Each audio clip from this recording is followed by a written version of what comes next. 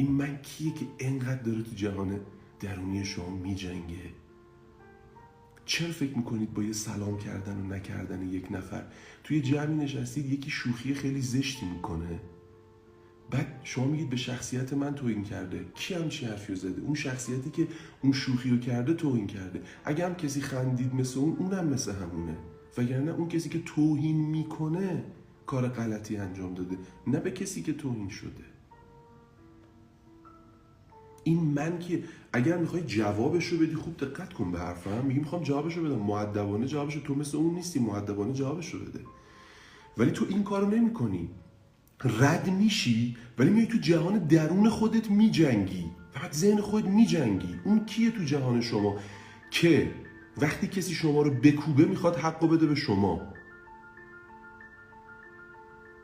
وقتی کسی از شما بالاتره میخواد حقو بده به شما.